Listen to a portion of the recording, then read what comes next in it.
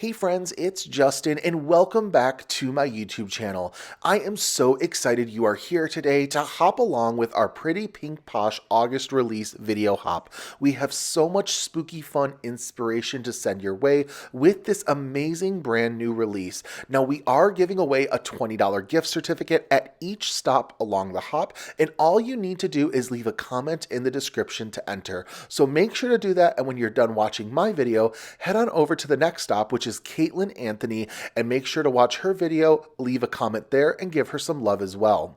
Now for today's card, I have this spooky window scene card that I've created using brand new products from the August release. All of our products used today are linked down below, and those include the new cloud stencil, the spooky trees with mask stencil, the Halloween silhouette stamp set and coordinating die set, the window 1 die set, the Halloween banner greetings, and the banner greetings 4 die set. And I did also want to start by showing you today's color combination. We're being inspired by some Halloween greens, teals, and purples, along with some natural earth tone colors as well. Now starting with my green cardstock, let's build our background with the cloud stencil, and I'm going to show you how to get your cloud background started.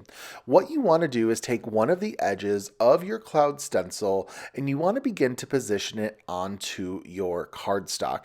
Now for today's card, I am going to be using Fake Plant Stellar ink over my stencil to get some spooky green clouds. Now I do start with a blending brush and I end up switching after I blend my first layer just because I wasn't a fan of how the bristles were moving across the paper.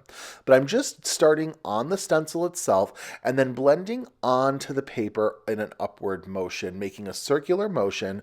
I move my panel down, rotate it, grab, in this case, a new blending tool, and then begin blending from the stencil upward. And what this is going to do is create a harsh bottom edge of a cloud line, and then it's going to begin to fade to a lighter color as you go to the layer above.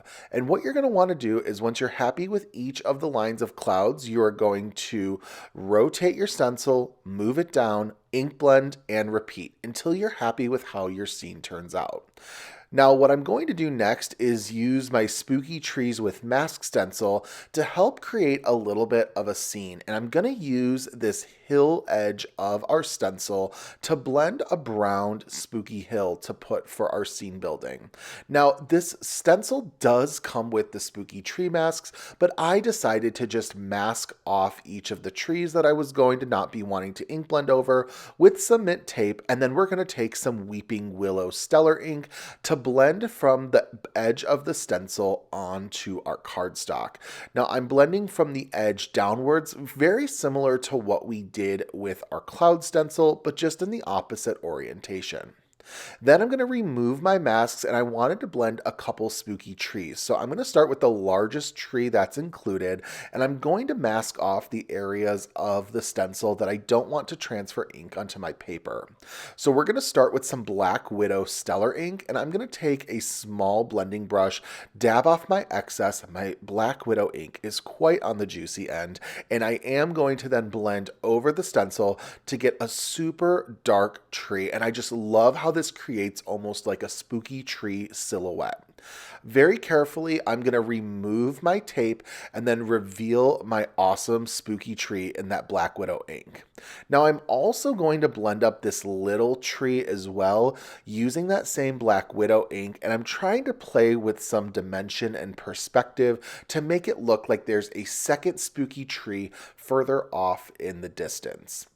I'm going to use some of my excess Black Widow ink that's on my glass mat, wet it down with some water, and then begin splattering it with a clean watercolor brush onto my spooky scene. And this is just really going to add a fun detail and distressed element to our card. With everything with the panel blended up, I am going to set it aside and then move on to a little bit of die cutting using our teal cardstock.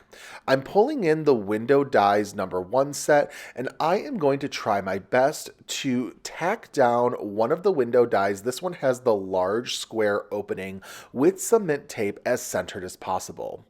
Then what I'm going to do after die cutting that off camera is I'm also going to die cut the window frame once again using the brown cardstock that I have pulled. So I'm going to also be die cutting the window's edge and tack that down with some mint tape and die cut this piece of paper off of the camera as well. Now with our lighter brown cardstock, we are going to use the Halloween silhouette stamp set, and I'm going to stamp out the little cat that's sitting with its tail just nice and raised in the air, and stamp this out using that same Black Widow ink color. Once I'm happy with the impression, I am going to remove my cardstock from my MISTI and use the Halloween silhouette coordinating die set to die cut out this adorable little cat figure, and this is going to add such a fun little element to our card just to really fill up our scene.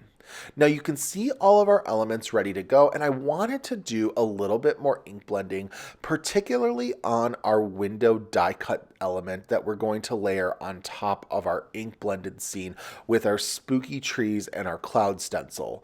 So I'm distressing the edges with Loch Ness Stellar ink, and then what I'll do is go in with some Black Widow ink once again, just to sort of make those edges even darker. So this is really going to make it look like the walls inside of the house are rather dark and that there's a spooky glow that's coming from around the window from that outside green coloring. Now with our window die cuts, I'm pulling in that Weeping Willow stencil that we used to make our hill just to ink blend the edges of the elements so that it has a little bit of a distressed feature and some nice shadow work. I'm also blending it onto the window sill, and then what we can begin doing now is putting our little scene together. I'm going to put some liquid adhesive on the back of our window die cut element that we prepared with our Loch Ness and Black Widow ink and lay it directly on top of our spooky scene just to sort of frame out what we're going to be looking at. Then what I'm going to do is put some liquid adhesive on the back of our brown ink blended window die cut, and then I'm just going to sort of smooth out where the liquid adhesive is a little on the heavier side, and then once I'm happy with this, I'm going to pop it directly into that die cut just to pop it into that negative, and this window obviously is going to fit perfectly as that's what we die cut the shape from.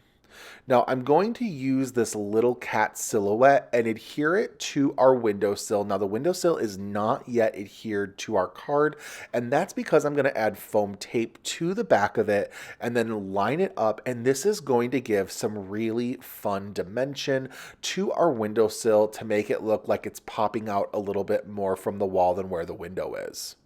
Now, pulling in the Halloween banner greetings, I want to use the sentiment that says "Have a spooky day," and I do want to heat emboss it in white. So I've pulled some purple cardstock, I've stamped out our little sentiment in watermark embossing ink. I'm putting some white embossing powder over it. Once I'm happy with the amount of powder, I tap off the excess, and then I begin the process of using my heat tool to go ahead and set my embossing powder. Now, of course, I did speed this up a little bit just because I didn't feel like you had to watch me do the whole process. So this is about 4 times faster than normal speed.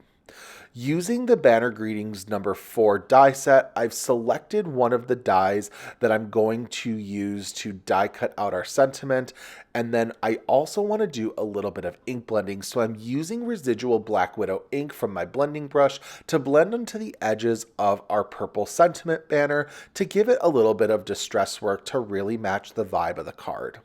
Now, putting a little bit of foam tape on the back, I am going to pop that sentiment over the upper portion of our window just to give a really fun sentiment to really tie everything together with our scene.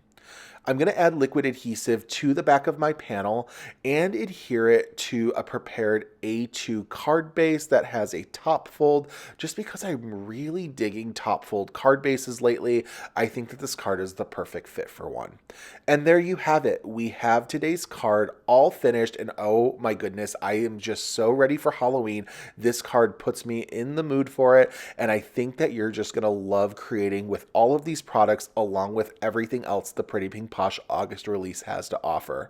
Now, if you haven't yet already, make sure to like and subscribe to my YouTube channel for some more card making inspiration, and don't forget to hop along to each of the stops in today's August video hop so that you can enter to win a $20 Pretty Pink Posh gift certificate. Thank you so very much for stopping by, and happy crafting, everybody. Goodbye.